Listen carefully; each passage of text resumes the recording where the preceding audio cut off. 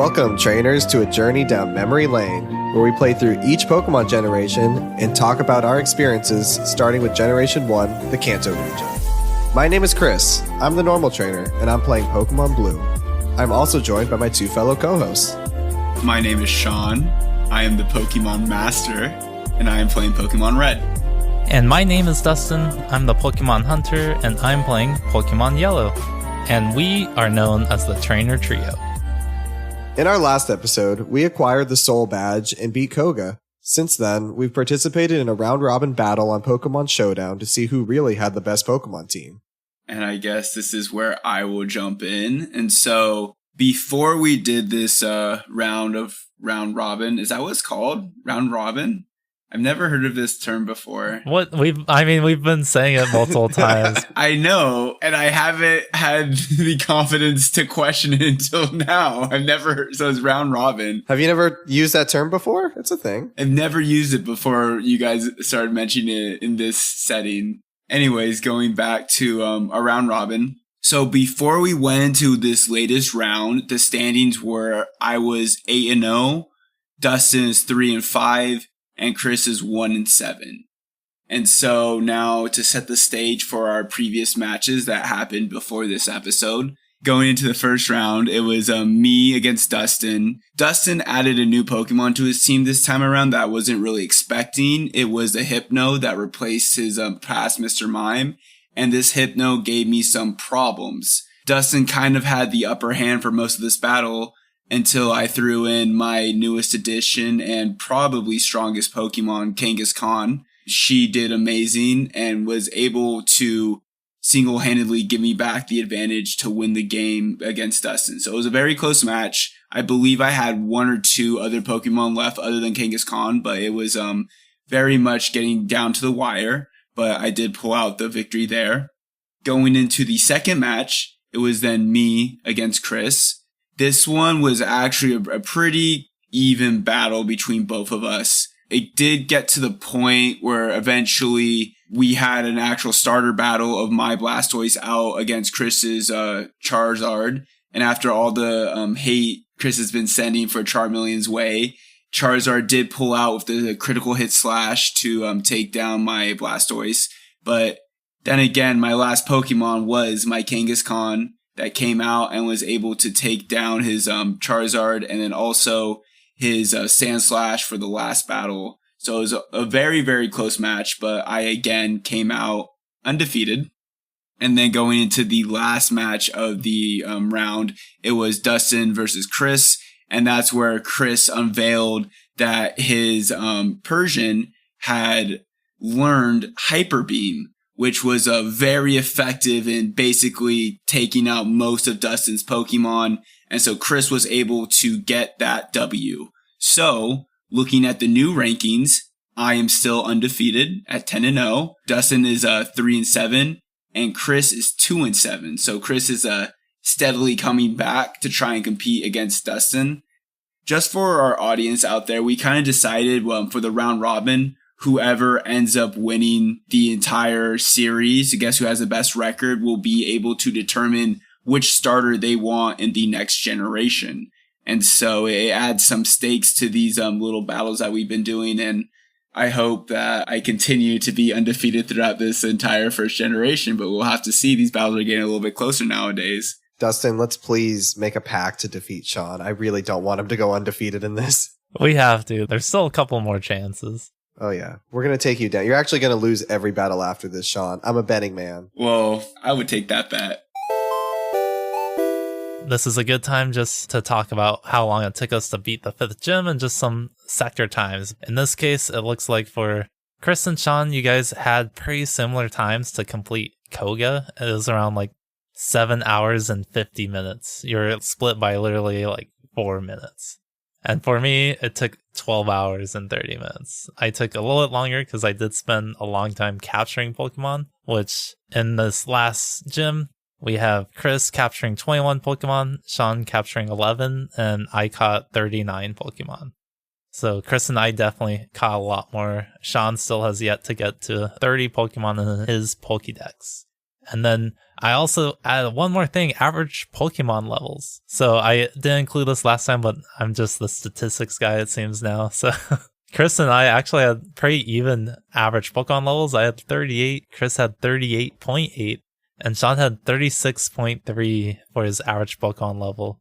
I would like to say Chris has one less Pokemon though, so that's another reason why his average Pokemon level might be a little bit higher. But maybe that's another reason why Chris and I actually had some close battles with Sean this time around. And then one last thing, I also include the average levels gained. So in this last sector also, Chris and Sean look like they gained about 7 levels on average for their Pokemon levels. And for me, I gained about 10 levels for my Pokemon. Wow. Thank you for all those lovely statistics. That's really interesting to see, just the sector breakdown. I'm just going to be honest, that 11 Pokemon I caught's definitely going to be the highest between any sector because I don't see myself catching anywhere near that amount throughout the rest of this run. I caught basically half of my Pokédex, almost 40 Pokemon, and I have a total of 74, so that's a lot. I think I want to slow down a little bit. I'm the speed runner right now, but I want to catch more of those Pokemon catch up to you, Dustin. We'll see. I mean, I think we're the only two that can really compete with each other. Sean has the battles down, so. Yeah, Sean, how's that item finder? Or have you not caught 30 Pokemon yet? You know what, Chris? You might find out at the end of this episode. So as you guys know, last episode we defeated Koga, so in this episode we can go straight into Saffron City. It's an area that we've had access to for a while now, but we're finally going to go in there and figure out what's going on. When we get there, we'll figure out that Team Rocket has taken over Silph Co. We'll go through there, defeat Team Rocket, and then after Team Rocket leaves, we're going to go into the mini dojo gym. Maybe go check out that power plant that's been hidden behind a surf wall and go to find Sabrina. Let's see how it goes. Before we head into Saffron City, I do want to just leave a couple comments that might have been left out in our last episode. I think in the last episode, Chris, you did mention you asked why the old man was there in Pokemon Tower. I think we previously thought he was kidnapped or he was held hostage or something. But I rechecked and it does look like he went there just to calm down the restless spirit of Marowak. So just wanted to confirm that. He actually had a noble deed. Then why was Team Rocket there? I think they were there. So that's the one thing I did not search up. Maybe they're trying to capture the spirit of Marowak. My only question with the Pokemon Tower and then honestly just ghosts in general is that so we went through the process of getting the item that allows us to see ghosts. Are we just under the assumption that everyone else who encounters a ghost type views the ghosts as they were the first time we encountered them without the item? Or does everyone able to see that they're ghastly? A lot of the trainers in there, they were possessed by the ghost Pokemon. So I don't know if they actually could see them since they were being possessed. But as we'll find on this episode, maybe Team Rocket was there because they already had access to Silph Co. Well, it's not even ghost Pokemon. We've been seeing Ghastlies correctly. It was a ghostly Cubone that we haven't been able to see. So this is confusing me. Another note, we did receive the Pokeflute, and I did realize that you can actually use the Pokeflute to awaken your Pokemon if they're falling asleep, which is really clutch. I know I was so frustrated with all those Jigglypuffs putting my Pokemon to sleep, so I had to get Awakens, but now it's nice to just have an item that you can use to awaken them. Yeah, that's something that a lot of people don't notice, that you can do that in Generation 1 and then the remakes, Generation 3. Use the Pokeflute to wake up your Pokemon. It's a huge strat. And then there's just one last thing before we head into Saffron City, which, have you guys noticed the overworld Pokemon sprites? Because apparently in Generation 1, it looks like there's only 8 actual overworld Pokemon sprites, which you'll see anytime you go into your party. That's where you'll actually see the Pokemon sprites. You won't actually see all the Pokemon you have. It looks like what they have is they have Clefairy, they have a bird which resembles Pidgey, Rhydon, Seal, a plant, a bug, a Pokeball, and then Ponyta. So those are the 8 types of Pokemon you'll ever see in your inventory, basically. Well, I know for you, Dustin, you actually get to see the overworld sprite of Pikachu. I know for us, our overworld sprite for Pikachu is just a Clefairy overworld sprite, which is pretty funny. I don't think we've talked about this on podcast.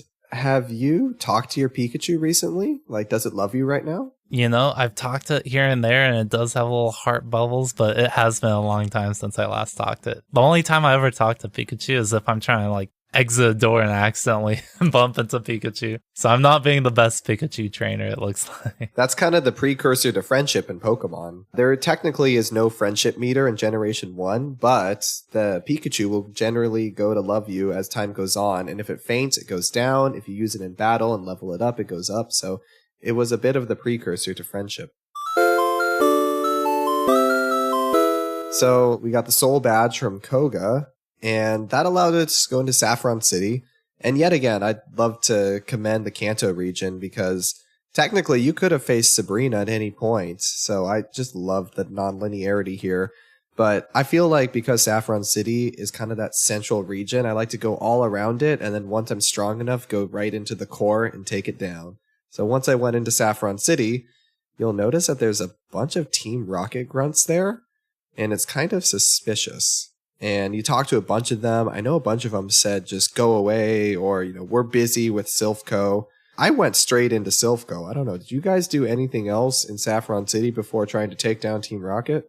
Before we go into Silph Co, there's one other building that you can actually talk to someone. It was Mr. Psychic's house. And this is where you can receive the TM for Psychic. So I did do that before heading into Silph Co. And you guys could probably guess I gave that to Hypno. Yep, that's psychics are very strong. I just think it's kind of funny too, because we're about to do the psychic gym, and instead of getting that TM after beating Sabrina, we get it by some random NPC named Mr. Psychic outside her city. And yeah, I don't know, I just thought that was interesting.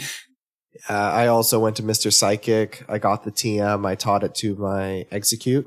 So that's my one psychic Pokemon, and it's really gonna help me there because Execute does not learn psychic it doesn't learn psychic at all, actually. Is Execute a psychic Pokemon? I thought it was a normal type. You are completely wrong, Dustin. It is a grass and psychic type Pokemon. While I am the Pokemon hunter, I'm still trying to fill out that Pokédex. I think the Pokemon Master knew that, isn't that right? I definitely knew that. I'm just wondering, because sounds like you're holding off on evolving it. It looks like you're waiting for him to learn something before you give him that Leaf Stone. Like any Pokemon that evolves by stones, it can learn more moves if you level it up in its pre-evolution stage. It will learn Sleep Powder, I believe, at level 48.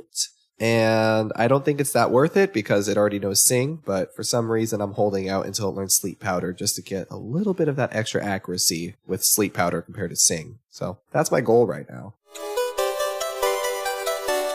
So now we are going into Silph Co. So let's start off with one of you guys, whoever wants to start. What was going on in Silph Co? I don't have much notes until we get to some of the more eventful ending parts of the this area. But, me, always having to comment on these Gen 1 sprites. So it was my first encounter with a Machoke, and I thought it looked weird. So I'm not a fan of the Machoke sprite in Gen 1.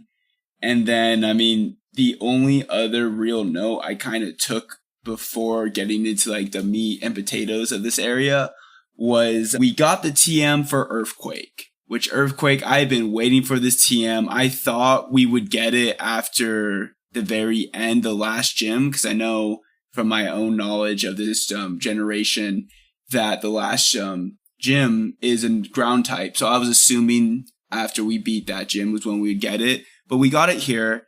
I gave it to my Nidoqueen, and it was just really nice to have my ground type Pokemon finally know a ground type move. I used to have Sand Slash earlier on. Right now in my party, I don't have Sand Slash. So when I obtained Earthquake, I was like, oh man, that would have been the perfect Pokemon. So instead, I taught it to my Machamp, a flying type Pokemon, because he could learn it. So at least I have one ground type move still. I also picked up Earthquake, but I still have my Sand Slash, so that really helps because Earthquake and Dig have the exact same power, except as you guys know, Dig takes 2 moves to actually execute. So having Earthquake is basically the same thing, except you can do it in 1 turn instead of Dig, which is 2. And to further comment on Silph Co, we didn't really mention, but Team Rocket took over this company. And it's kind of interesting because early on in the game, you go in, you're playing, you're basically told hey, here's the world of Pokemon, go out and explore it, capture Pokemon, fight against gyms. And then just in the last couple episodes, I would say that's when you first encountered Giovanni. That was at Cerulean City. And then from there, now the stories really take on full force where you take down the game corner and now you're taking down another section of Team Rocket. And it's kind of crazy how much this escalates, because in the story you are just a kid wanting to explore the world, and now you're up against this global organization. I mean, another thing that we kind of touched upon earlier is that this is literally happening in Sabrina's city, and she's a psychic type gym leader, and psychic is super effective against poison types, which is the primary type that Team Rocket uses. So, if she wanted to, I feel like she could sweep most of the people in this tower.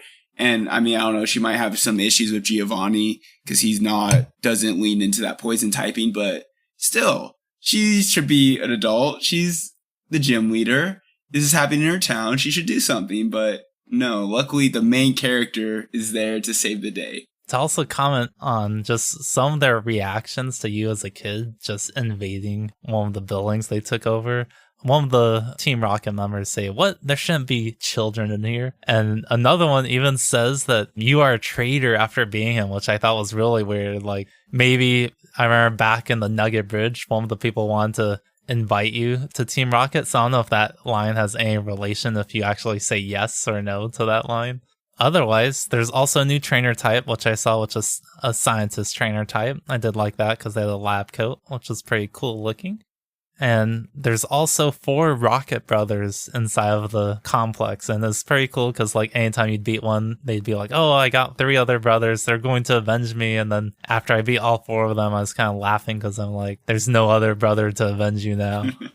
I also wrote down some notes about the Rocket brothers. I mean, nothing interesting, but I noted that's kind of interesting that they had a character that mentioned, "Oh, there's 4 of us." And I thought, oh, maybe if you beat all 4 of them, something interesting happens. But no, it's just a little reference that the game developer has had, I guess, but doesn't really do anything to progress the story or give you anything interesting. I wonder if that was their inspiration for the Elite Four, you have to go find them and beat them. I had a couple other notes. My first note was that I actually really like this dungeon a lot better compared to the Rocket Hideout. I thought the puzzles were a lot harder. I thought the pacing was a bit quicker. I thought it was a little bit more interesting. So I thought this was actually a pretty good area compared to the Rocket Hideout. And then also, there were some Pokemon reports that were on tables in Silph Co. And one of them stated that there are 4 Pokemon that can evolve only when being traded with a link cable. So I wanted to throw this out to my Pokemon compadres. Can you name the 4 Pokemon or evolutionary lines that evolve when being traded in the Kanto region? I can, but I think it'd be more fun to see if Dustin can. I think if you evolve... if you trade Machoke to Machamp, because I got that one. Who else? I know it's the Gengar, so that's the only way you can get Gengar. Is it Rhydon is a trade? No. Oh, no. This is difficult, guys. I got 2 only. Okay, you guys have to tell me. Well, the final 2 is the Kadabra into Alakazam. Now I'm blanking on the last one. It's a ground type. Oh, yeah. Graveler into Golem. That's why I don't have him on my team anymore. I know that one. Fun fact, that was the first shiny I ever caught was a shiny Graveler. And back in the days when we could still trade, I traded it to a Golem. Chris made us name the 4 Pokemon evolutions, and one of the other notes was that there's 160 Pokemon techniques confirmed. So, Chris, go! No. I wrote that down too. By Pokemon techniques, I wrote down, do they mean moves? I don't know what they are referring to. I think that's the only thing they can if there's 160. The TM is the technical machine, so I do wonder if this includes the hidden moves also. For a fact, there are not 160 TMs and HMs combined. So I think they're just referring to all the moves that they could use. I wonder how many moves there are nowadays. There's 160 in the first gen. Write in the comments how many moves there are. You can't comment on this video, but you can email us at thetrainertriopodcast@gmail.com. Oh yeah, send us some fan mail. And another Pokemon note was that Pokemon Lab created Porygon, which, if you were playing this game for the first time, the only time you would have ever encountered a Porygon is if you went to the Rocket Game Quarter and saw it available. So I thought that was kind of interesting. They confirmed that Porygon is a man-made Pokemon, which I believe that's probably the only man-made one that we're talking about here, at least so far. I wonder if there's any more in the future. I can think of maybe one more. The second one? Also, there's another note along with that where they do study Pokeball technology, and they do allude here that they worked on a Pokeball that can capture anything. So I wonder what that is. That sounds pretty cool. Otherwise, going back to the puzzle that you mentioned, Chris, you really enjoyed this puzzle. Did you have a strategy for like getting through the building, trying to find the key? Oh my gosh. Okay, so I actually have a note here that says, I got lost in Silph Co and I'm so annoyed. And let me explain it. So I actually was just randomly fighting trainers, going on the different panels that teleport you, and I was doing a great job. And I actually pretty early got access to the card key. And I said, awesome, that controls the elevator, right? Because I hadn't gotten in the elevator yet. So I'm going all over the place, trying to figure out what to do. And I'm getting so lost and so confused.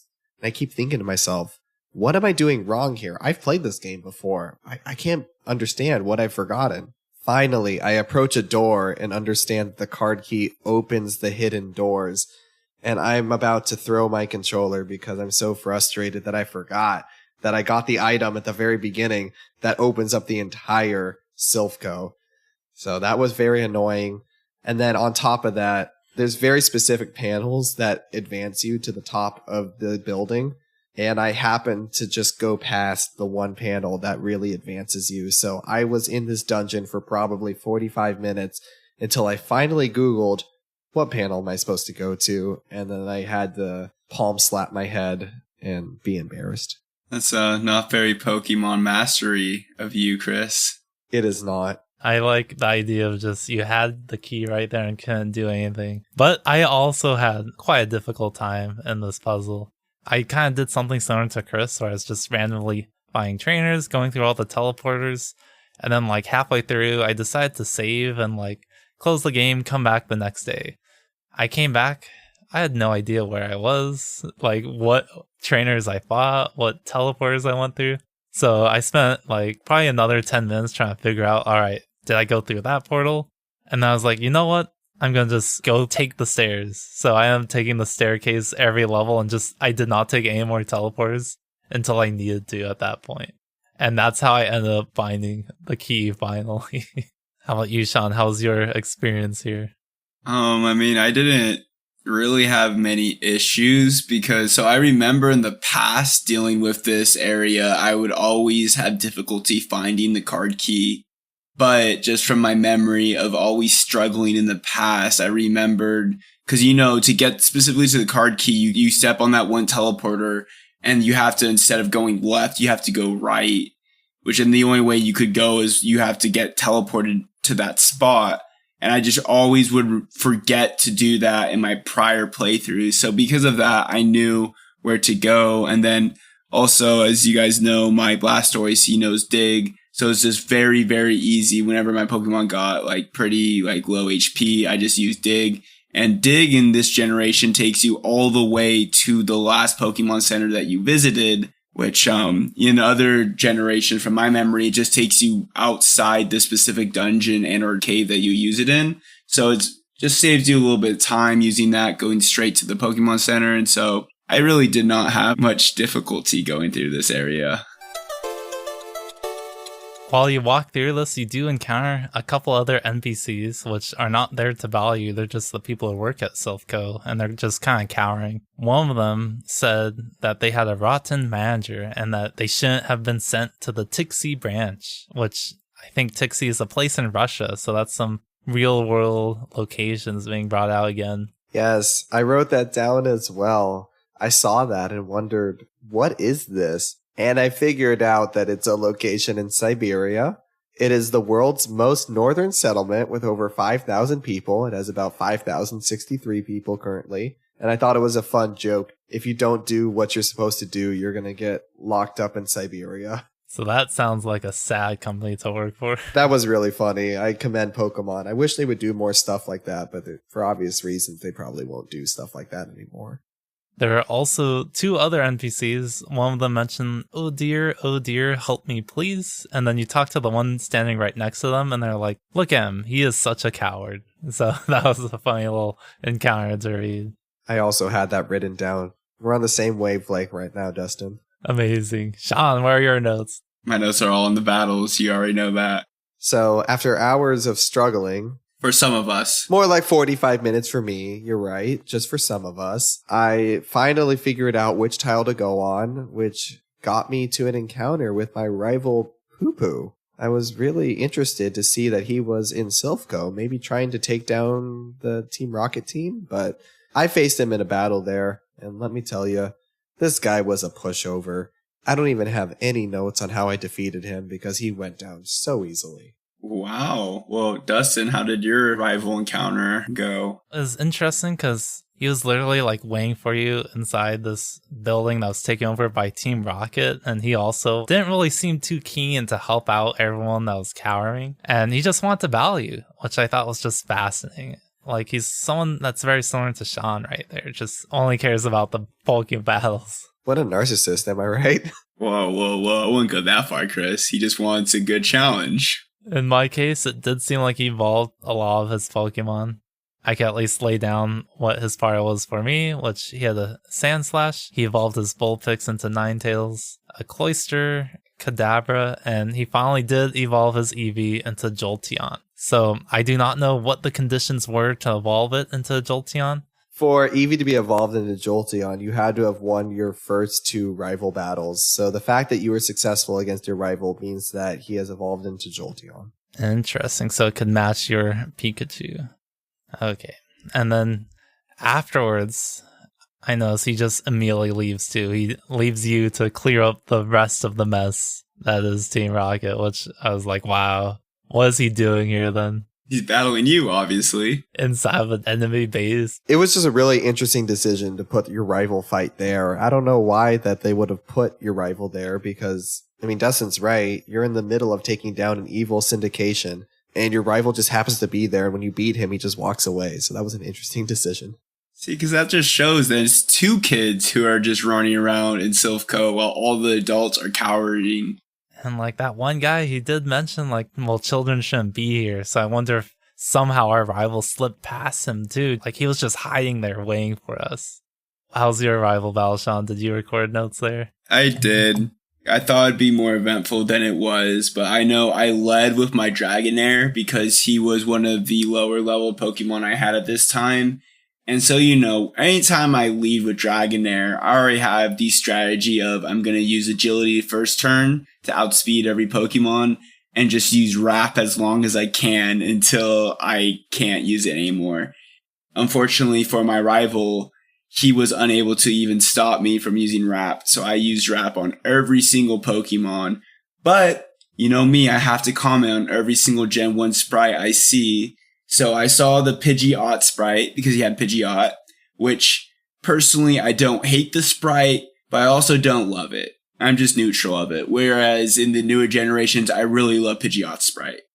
Venusaur, this is my first encounter of the Venusaur Gen 1 sprite for Red and Blue, and I really enjoyed it. I thought they did a good job of nailing down Venusaur for this at the very beginning. But unfortunately for my rival, it was just me using Wrap until I think I only had like 2 or 3 uses left. So I think that's the first time that Sean has ever said that he enjoyed a Generation 1 sprite. After you already dissed 2 other sprites. I have to give my props where it's due. Right? You win some, you lose some. Unfortunately, Gen 1's losing more than they're winning in my eyes, but it's the first generation. Cut them some slack. After I defeated my rival, I was able to get a Pokeball that the NPC told me about, which contained a Lapras.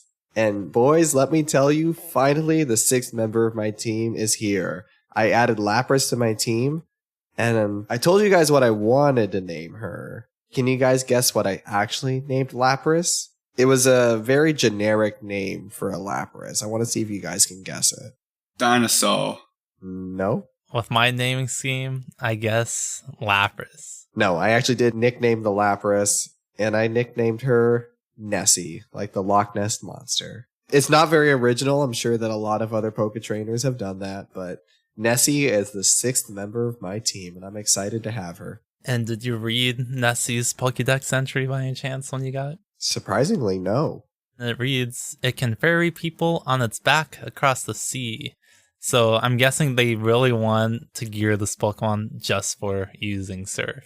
Interestingly enough, when Ash Ketchum in the anime is surfing across different islands in the Orange Islands, it's always on the Lapras. So I feel like this is going to be a recurring theme in the Pokemon anime and the Pokemon games. It's Lapras using surf. If you think about it, just with the other water Pokemon that have been introduced in this generation, there isn't much better of a riding on top of the Pokemon to cross the water option. It has a shell, so it makes sense that there'd be someone riding it. Whereas for other water types, like you're not riding a Starmie, like it's not going to look good, I guess, just if you had to animate it for the actual anime. And I think in Generation 1, you could also actually give Snorlax Surf, which is crazy to think about, too. I did not know that. Snorlax can learn surf? That's pretty awesome. The way he probably surfs is, just on his back, asleep, and you're just pushing him along. He's probably buoyant. It makes sense. Sean, I also challenge you to watch Pokemon Episode 33, the Flame Pokemon-a-thon, and you will see Starmie surfing with Misty. Oh, wow. You were prepared with receipts with that one straight comment I had. Wow. That's actually my favorite Pokemon anime episode, so everyone should give it a watch.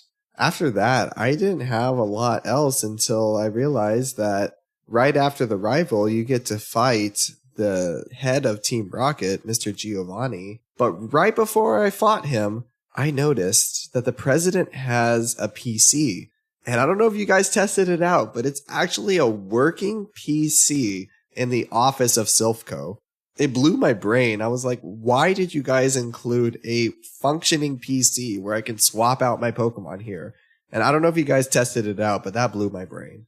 I did not know that. But there was one last thing I wanted to say. So after you beat your rival, he says that he's going to challenge the Pokemon League and become the best trainer in the world. And I always thought that's funny that you're saying you're going to be the best trainer in the world right after losing to us. It's just like, come on, where's the disconnect here? But moving to what you just mentioned about the PC, I did not notice that. So that's pretty funny.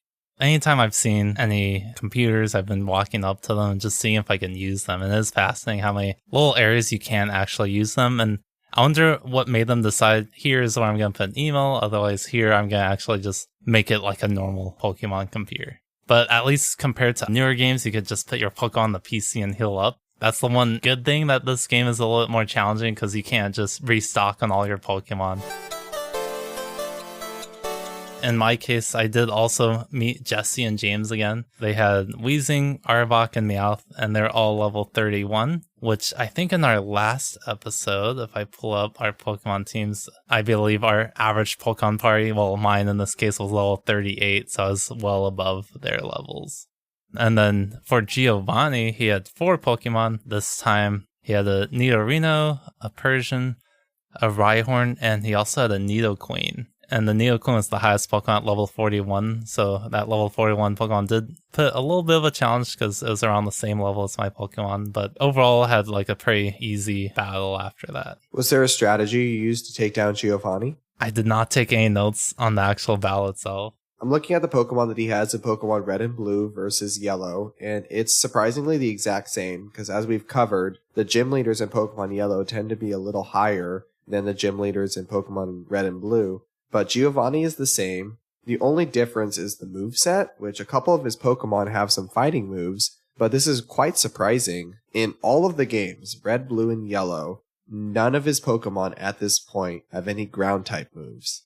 And we regard him as a ground-type trainer. He has a Nidoqueen, he has a Rhyhorn, and he has Kangaskhan, which is a normal type, and Nidorino, which is a poison type, but there are no ground-type moves to mention at this point. Chris, I think there is a difference because Dustin's Giovanni had Persian, whereas we had the Kangaskhan. Looking at that, you are correct. He does have a Persian that has Scratch, Growl, Bite, and Payday. I'm so used to Persian. I'm a Persian trainer. I was just practicing for Chris in this battle, honestly. I needed my revenge after you beat me last time. We're neck and neck right now. Along with you, Dustin, I also didn't have much trouble with this fight because I threw out my Sand Slash. At this point, I had Earthquake, so I was able to take down Giovanni quite easily. All of his Pokemon are poison and ground types. Being able to use Earthquake, he went down pretty easily. I assume, Sean, you didn't have any trouble either? No, I love with my Blastoise, and I literally was able to just keep on using Surf until all his Pokemon fainted, which, I mean, when he threw out his Kangaskhan, I got a little scared because I know how strong my Kangaskhan was. But then his first move he used was Rage, so I'm like, okay, you're just a dummy. I'm going to beat you in these 2 moves it takes you to get Rage to even do anything. So pretty cut and dry, pretty easy there. Pretty disappointing for Giovanni, but I'm glad that we were all able to take down the evil pretty easily.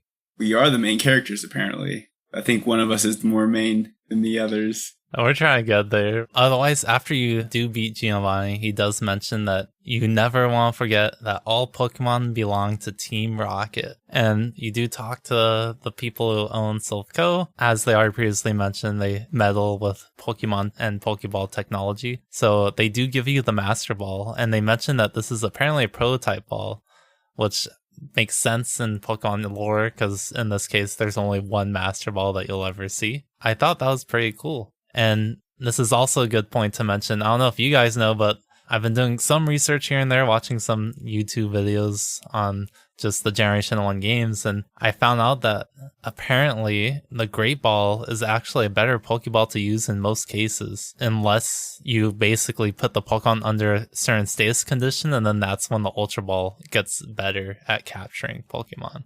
I know that the catching mechanic is very interesting in Generation 1. That makes sense that something like that would happen. I'm glad we have a Master Ball, though. I don't know what I'll use it on, but I'm glad to have it. I don't even need the Master Ball. I can just capture whatever I want with a Pokeball. That's what I've been doing. Whoa. You better keep your Master Ball in your PC, then. I'm going to hold you to that.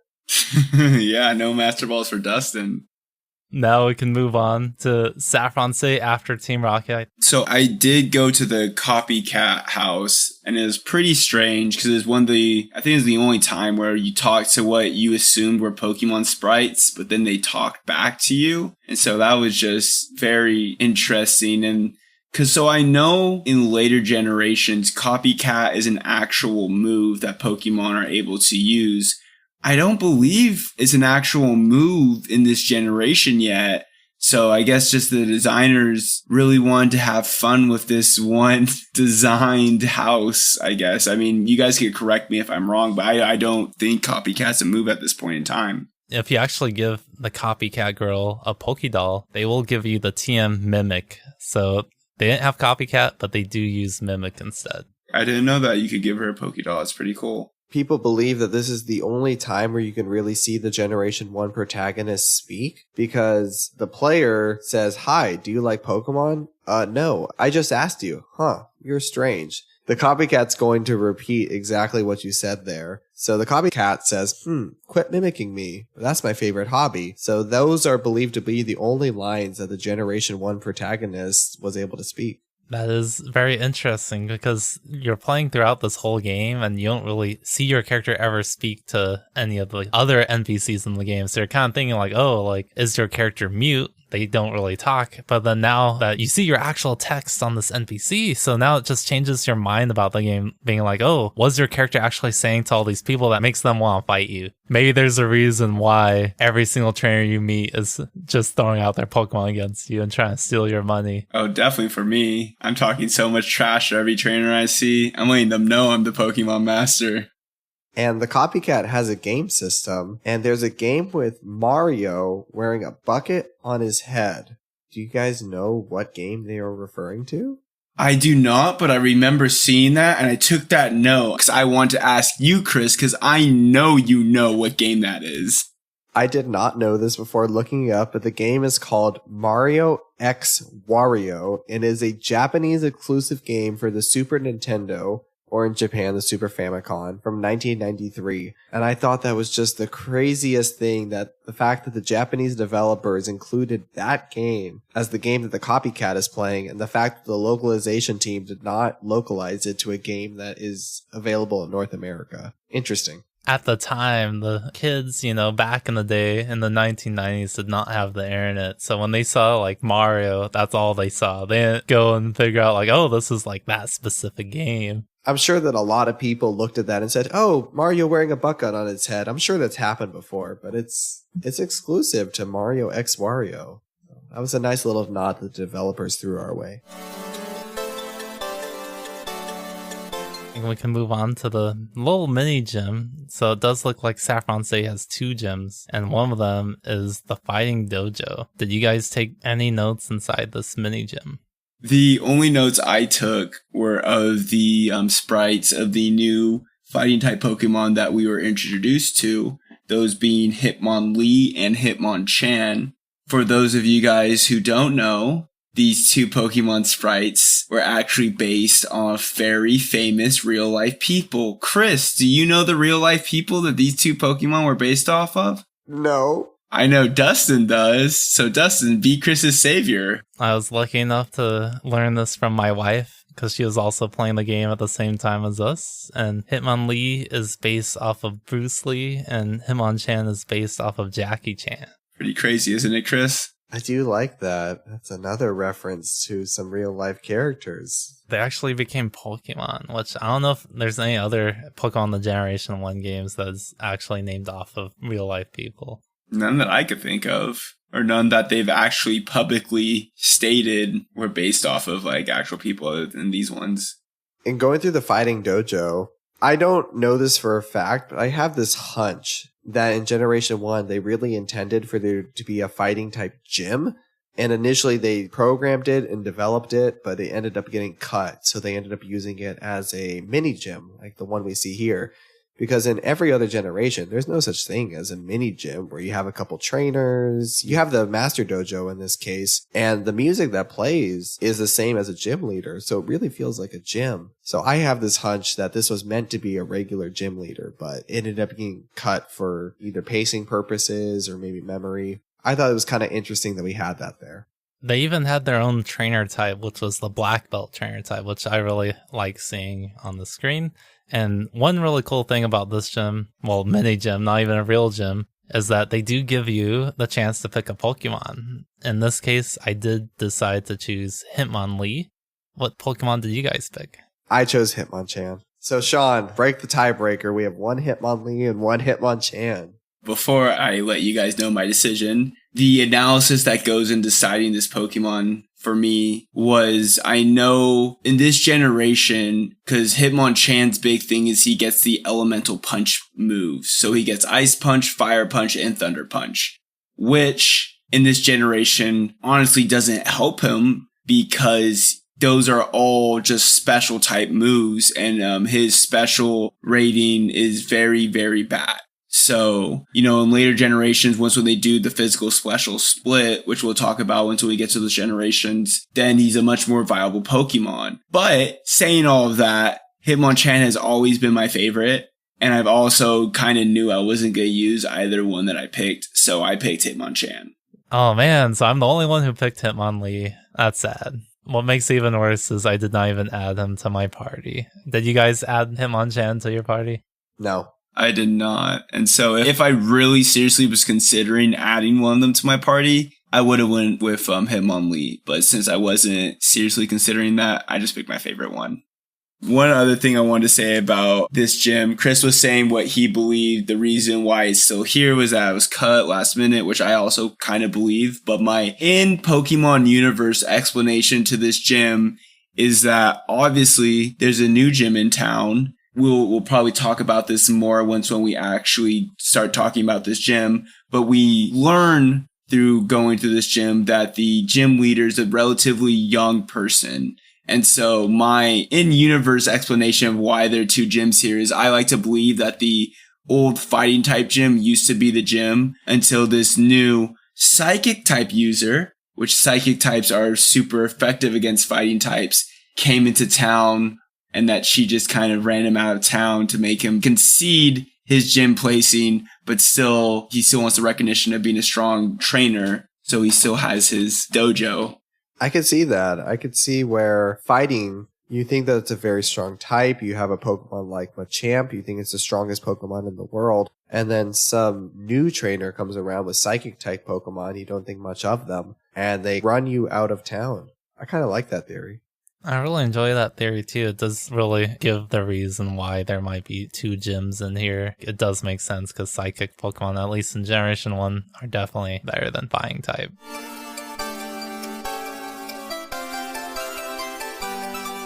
I know that in the last episode, we got the HM for Surf. I finally got a Pokemon that was able to surf. I picked up Nessie here. Did you guys potentially surf any regions or routes in Kanto? I did end up giving Surf to my Cloyster, and that was pretty weird when you use Surf. I don't know if we've talked about Fly too, but in the case of using Surf or Fly, instead of riding the Pokemon, you just become the Pokemon, which is kind of jarring when you use that the first time.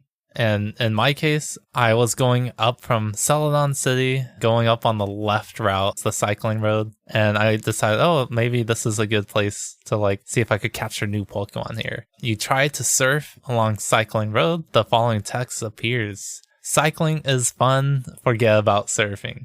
So you can't surf in cycling road, they forbid it. That's super funny. I never knew that. I played these games so many times and I never knew that. That's really interesting. And then once when you do get to Cerulean City, I knew there's one surfing area I want to go because you do see there's this old man that's sitting across this little pond. So I want to see what this old man was all about. And this is the old man. He's right by the game corner in Cerulean City. He gives you the TM soft boiled, and he also mentions that apparently only Chansey can learn this move. So I don't know if that's accurate.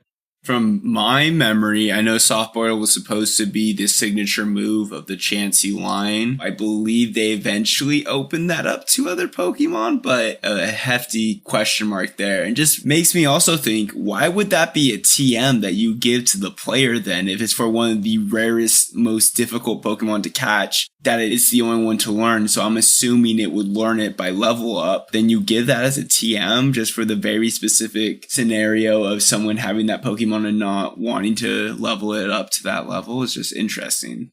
I do love how they really make you go through all these hoops for Chansey. Like, at least when I was in the Safari Zone, that was the hardest Pokemon by far for me to capture. And then now you also have to, like, remember where to use the Surf in the city and then speak to this one guy to get a move that can only be taught by Chansey. So it's crazy how many specific things you have to do and how hard this Pokemon is to capture in Generation 1. And to add on top of that, Soft Boil is not learned by any Pokemon in Generation 1 through level up, and through using the TM that you mentioned, TM41, Chansey and the aforementioned Mew, because Mew can learn every single TM, are the only Pokemon that can learn TM41 Soft Boiled. So this is quite interesting that they dedicated a whole technical move for a move that can only be learned by, realistically, only one Pokemon, Chansey. I'm guessing the developers really like Chansey. They had a lot of stuff to work with at this point. There was only 150 Pokemon. Continuing on with Surf, I did capture a Slowbro, and I don't know if you guys know, but on Slowbro's tail is a Shelter. In the Pokédex, if Shelter falls off its tail, apparently becomes Slowpoke again. So this is probably one of the only Pokemon that can devolve, maybe only through lore, but that would be interesting if, let's say, they actually added that as a mechanic in the game where if your Slowbro like fainted too many times, it'd devolve. I think it's funny also just from the Slowpoke to Slowbro that the main change in the Pokemon starts standing up on its bipedal instead of, going down on all fours. Sean, I know you want to mention some Surf stories. Yes. The first time I used Surf was shortly after the Koga Gym, and I wanted to go explore the power plant that is up. I forgot which route that was. Route 10. Route 10, yeah. So I wanted to go and explore there. It's kind of funny because I went to surf there and I never, through the multiple times I was in the power plant and left, I never encountered any Pokemon surfing there and back. I didn't use any repels or anything. So I just thought that was kind of funny that I didn't have any surf encounters. But I did have to make a note because there is one trainer that you meet after you take Surf down to where the power plant is that has a Lickitung, and Lickitung's sprite is just, his nose is a little too weird for me. I would just also want to ask at this point, where does one get a Lickitung? So Route 18, which connects the bicycle path to Fuchsia City, you have the ability to trade a Slowbro for a Lickitung in Pokemon Red and Blue. For Pokemon Yellow, for Dustin's purposes, you can find a Lickitung, but much later in the game, and I won't spoil where that is. commenting on Sean not seeing any Pokemon with Surf, I also noticed that because when I was trying to capture the Slowbro, I think I went into Route 12 under Lavender Town, and I spent a long time before I even encountered my first Pokemon there. So it was fascinating how long it took to encounter Pokemon. In general, the encounter rate of Pokemon in Generation 1 is a lot less compared to future generations, whether you're in tall grass or surfing. In surfing, I know it's less, but I've actually been noticing that you run into wild Pokemon a lot less in Generation 1 compared to other generations. Let's move into the power plant. Let's hear from Chris first. I thought it was really interesting because you have to go back to a route that you haven't been to in a little while. You have to remember that there was water next to you. So you get the ability to surf and find the power plant, which I thought was really clever because I'm sure there were a lot of people back in the day that probably went to the playground or went to their class and said, oh, there's this secret location. If you surf on the water, there's a power plant there and you can get a legendary Pokemon. I'm sure that there's a lot of people who didn't believe that, and it makes me think back to a time before you really knew everything about these games. And that kind of made me happy because they did a good job to hide this. You really do have to go back and search out the power plant here. But in terms of going to the power plant, in Pokemon Blue, you can find a Pikachu, which is either level 20 or 24. You can find a Magnemite, which is level 21 or 23. You can find a Magneton, 32. You can find a Voltorb, 21 or 23. But the one thing that I found interesting is that exclusive to Pokemon Blue, you can find a Raichu, either level 33 to 36. As you guys know, I caught my Pikachu early in this playthrough, and I dropped it pretty early on, and I had the chance to evolve it. However, I found the power plant, I found a Raichu, and I was able to catch it. It was only a 5% encounter rate. But looking at that, finding it, and catching that made me really happy. So I was able to catch a Raichu and all the other Pokemon involved. I caught Magnemite, I caught Magneton, I caught Voltorb. I was increasing my Pokédex pretty quickly, trying to catch up to Dustin. We'll see if you did, because I also caught all the Pokemon you mentioned, except for Raichu, sadly. I can't get Raichu at the moment in Pokemon Yellow. But I did also capture a Muck and Grimer, which I don't know if that is exclusive to Pokemon Yellow. It is. There's a 15% of catching a Grimer in Pokemon Yellow, and there's only a 5% of catching a Muck in Pokemon Yellow, but those are not available in Pokemon Red or Blue. Did you read any of the Pokédex entries, Chris, for the Pokemon that you caught? I unfortunately did not. A few caught my eye, or at least one that I caught here, which was Magneton, and they said it emits strange radio signals that raise the temperature by 3.6 degrees Fahrenheit within 3,300 feet. So I thought that was pretty crazy, because if you have a lot of Magnetons, that temperature is going to raise like crazy.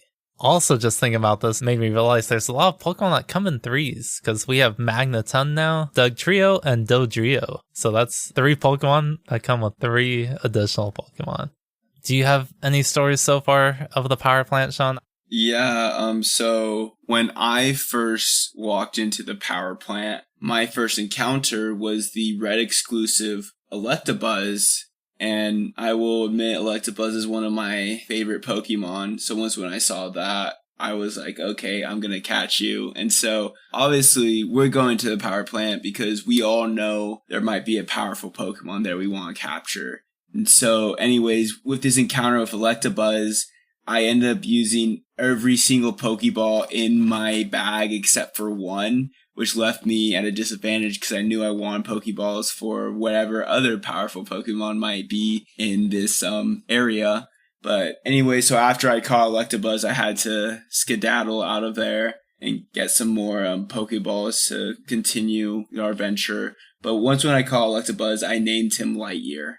Talking about Pokeballs too, just inside of this power plant, there are a bunch of Pokeballs along the floor, and some of them might be actual Pokeballs, which are items. Other ones might be Voltorbs, and after encountering a couple of Voltorbs, my Pokemon are getting pretty low, so I started fearing if like the next item I might pick up might be a Voltorb, because a lot of them do just use self-destruct, which deal a lot of damage. Apparently also, I don't know if it's the same for Pokemon Red and Blue, but in Pokemon Yellow, the only time I encountered Electrode was through the Pokeballs, and there's only 2 encounters I could have. The first one did self-destruct, so the second one I had to make sure as soon as I saw it, I like basically used a sleep powder to make sure that it couldn't self-destruct.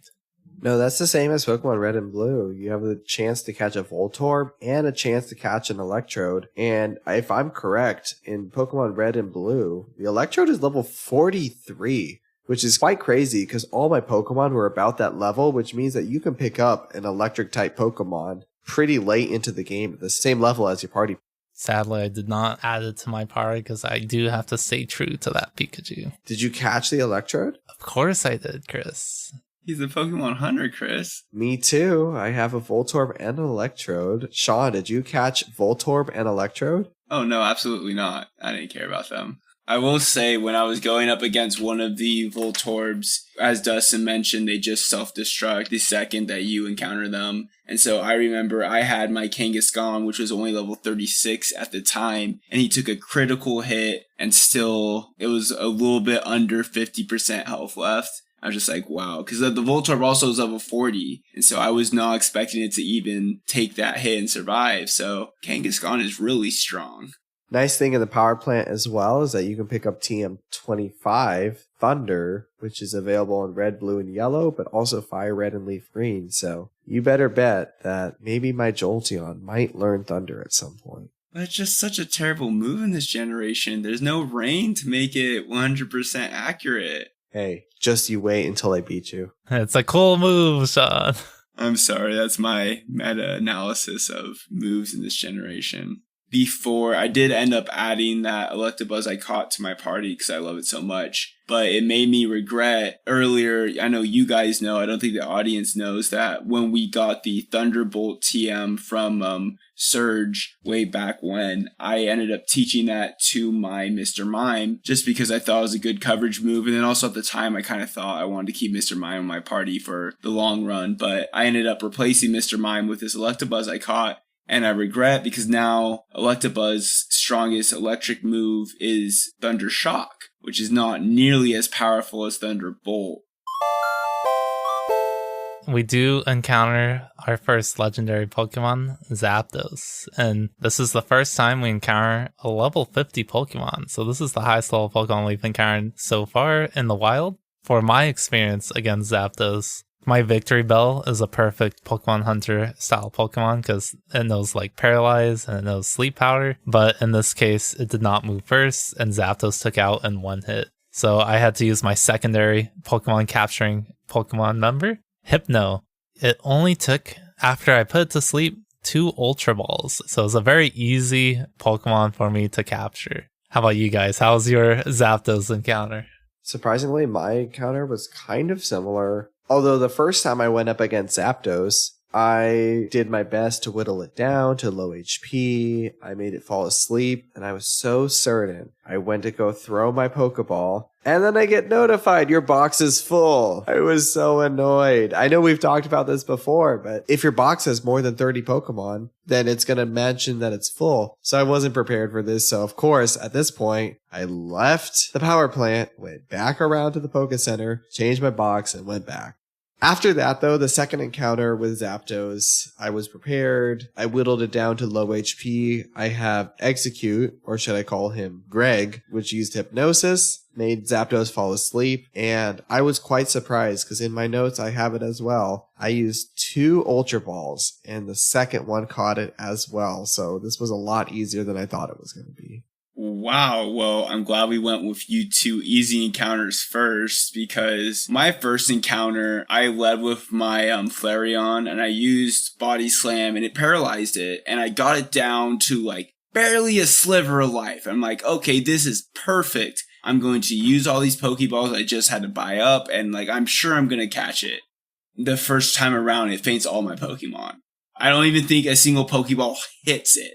So I just was extremely unlucky, wasn't able to get anything down for the first time. So I was very mad, but luckily enough, I saved beforehand because I knew this might happen. And so I went in, and there's something that I realized going through the power plant when I was using my Electabuzz is that other Pokemon were able to use the move Thunder Wave on it. And so Thunder Wave is, it's an electric type move that paralyzes the other Pokemon. In the newer generations, the move is not effective against any other electric type Pokemon. But back in this generation, that doesn't exist. So Thunder Wave was usable. So anyways, I was trying to do a similar strategy again to try and catch it for my second time round. But I ended up using Thunder Wave on it once when I got its HP down low again. But this time I was able to capture it. I was using Great Balls this time instead of Pokeballs. But yeah, I had some difficulty because I was not able to capture it the first time round. And just to confirm, you mentioned Pokeballs. Did you mean to say Ultra Balls? No, I was using Pokeballs. What? You're trying to use Pokeballs on a legendary Pokemon? I know I joked about that earlier, but I wouldn't actually. I mean, yeah, they're much cheaper than Ultra Balls. No wonder your Pokedex is so low. I'm not the Pokemon hunter. I'm just the master here. I did want to mention one last thing before we move on, which I was just wondering why this Zapdos in the lore would just be inside of the power plant. To my knowledge, this power plant, it looked like kind of a tight area, indoor place, which you wouldn't expect a legendary Pokemon to be in a building. I mean, where else are you going to get all that power? At the plant. I feel like it would have been cooler if the actual battle would take place, like, I don't know, on the roof of the power plant or something, since it's a bird Pokemon. Which we even go over the Pokédex entry, which the Pokédex entry for our first legendary Pokemon reads, this legendary bird Pokemon is said to appear when the sky turns dark and lightning showers down. I know Chris mentioned earlier it looked like there were a couple Pokemon entries where they were mentioning there's bird-type Pokemon, which they later changed to flying. So it's interesting to see it still lasts in the Pokédex here. It really does look like it was a last-minute change to change bird-type to flying-type. As we're heading over to the gym leader, this is the case where I did do a lot of Pokemon hunting, but I'm not going to explain everything in this episode. I might reveal that later, especially all the Pokédex entries. But that's just for you guys to keep in mind when I reveal the total Pokédex entries that I have. But moving into Gym Leader Sabrina, I did notice that it had a similar puzzle scheme as Silph Co, where there's all the portals or teleporters that you have to walk through to get up. And I'm wondering if you guys had any type of strategy in this gym trying to get to Sabrina. I didn't have any strategy. I think I was randomly going about it, and at one point I didn't mean to accidentally get to Sabrina. I was just trying to fight some trainers. And then early on, I found myself at Sabrina, so I made mental notes saying, okay, when you get to the top left trainer, if you hit the bottom left teleporter, you end up at Sabrina, because I had Nessie, which, by the way, when you pick her up at Saffron City, she's level 15. I wanted her to get as much experience as possible. I wasn't ready for her to face Sabrina, so I had her face a couple battles, went to Diglett's cave, trained her up, but I found Sabrina much earlier than I was supposed to, so no strategy there. See, my strategy was I always wanted to, when we teleported into a different room, I always wanted just to cross. Because I know if I did that, I was going to challenge the trainer in the room. Because I wanted to challenge all the trainers before I challenged the actual leader. Yeah, my goal was just to make sure I challenged every trainer before I challenged her. That was also my goal, but after a certain point when I thought I challenged all the trainers, for some reason I still wasn't reaching Sabrina, and I was having some great difficulty. I mean, I wasn't really keeping record of which teleporters I was taking, so I was just very much going at it randomly. So just like with Silph Co, I had to decide, alright, let me just pick one route and keep going. So I just kept choosing the bomb left teleport and kept going there until I finally did reach Sabrina. And in this gym was also when Pikachu leveled up to 41, and this was the time when Pikachu learned Thunder, which I did have to add to because Thunder is such a great move for an electric Pokemon, as we all know. Do you guys have any stories before Sabrina? Let me just say, yet again, Dustin, you are such a disadvantage. Because looking at the Pokemon in Pokemon Red, Green, and Blue, Sabrina has a team that's in the high 30s and has one Pokemon that's in the low 40s. But it looks like you had a bit of a harder experience.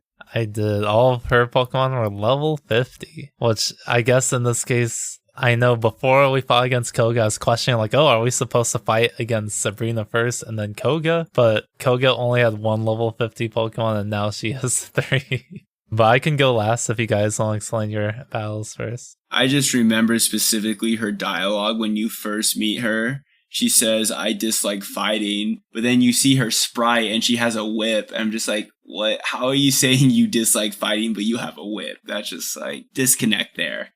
Going into the actual fight itself. So at this point in time, all my Pokemon were level 40. And so I led with my Flareon specifically because I was using him throughout the gym and I finally got to her and I didn't have any potions or anything to heal him up. And I was just like, all right, I'm going to start with him. If he faints now, I don't care. But that's why I'm starting with him. What I noticed when I was fighting her too is that her first Kadabra used Recover when he had full health. I'm just like, dummy, like you're wasting your turn. So because of that, I was able to take him down with Body Slam, then a quick attack following that. She sent out Mr. Mime. I took him out pretty easily. And then she sent out a Venomoth, which I was, again, using Flareon, able to take out very easily. But she was able to poison my Flareon to where when she sent out Alakazam, she was able to take down my Flareon pretty easily.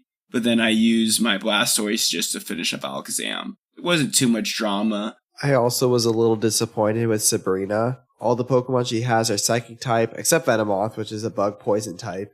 But the common theme with Psychic types is that they have very high special stats, but relatively low defense stats. So all I did was bring out my Persian named Purdy, and Purdy was able to use Hyper Beam, which in Generation 1 is a physical move. I think we've gotten to the point in the games where we're able to kind of figure out the strategies here and we're able to get around it pretty easily. But then again, the highest level Pokemon we faced was level 43, which yet again, we can't say the same for Dustin.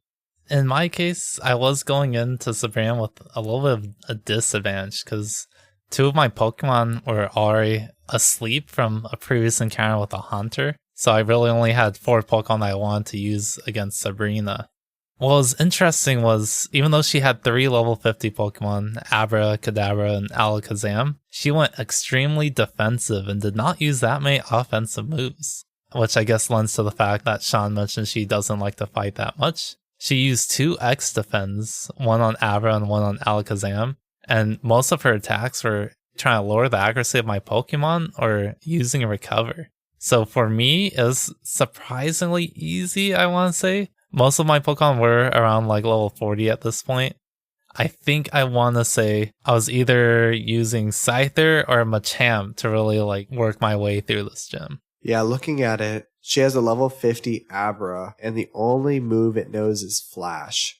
To your point, she used accuracy lowering moves, but that's a pretty useless Abra if all of it knows is Flash. How did she train it all the way up to level 50 with only Flash? Wow. Right? Imagine that switch training, how long that would take.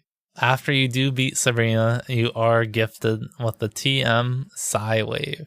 And afterwards, I don't know if this is in the newer gens. I feel like the newer gens, you just get easy exit out of the gyms. But in this case, you still have to figure out your way back out of the gym. And that took me a bit of time to find my way out because, I picked the strategy to always go left to get to her. And now I can't go left because that was how I got to her. No, I did notice that. It's very frustrating that we have to find our way back out of the gym after we finally made it through. Joke's on you guys. I haven't booted up my game since I defeated Sabrina. Oh, you're going to have fun when you boot it up. Let's see how long it took everyone to complete this episode. Just to give a recap of the last times. It took me 24 hours and 41 minutes to complete Koga. So now with this gym, completing Sabrina, I'm at 33 hours and 23 minutes. So it took me like close to another 10 hours to beat it. How about you guys? It took me 23 hours and 11 minutes. And I'm at 21 hours and 6 minutes. I am definitely on the higher end. We did skip over a big portion of my gameplay, which is capturing quite a lot of additional Pokemon. We'll just go right into the Pokédex, which in my last episode, I think I had like 74 Pokemon. In this episode, I have now reached Pokédex total of 100. That's really impressive, actually. My Pokédex total is 33. Hey, you can get the item finder now. I can finally get the item finder. And my total is 54, so I can get the XP all. Yay. Chris, you're actually catching up to me. I'm actually catching up to you. I have half as much as you. We can go over our Pokemon parties. For me, I had a Victory Bell at level 41, Hypno at 42, my Pikachu is at 44, Cloyster is also 44, Scyther at 46, and Machamp is my highest level at 47. I'll go ahead. So I kind of mentioned when I went to the gym, all my Pokemon are level 40. So as you can see, it sounds like both Dustin and Chris are kind of passing me up on Pokemon levels. But now going over back to my party, I have, of course, Shenron the Dragonair, level 40. Queenie, my Nidoqueen at level 40. Madame, my Kangaskhan at level 40. And then Vulpix, my Flareon at level 41. He leveled up during the gym battle.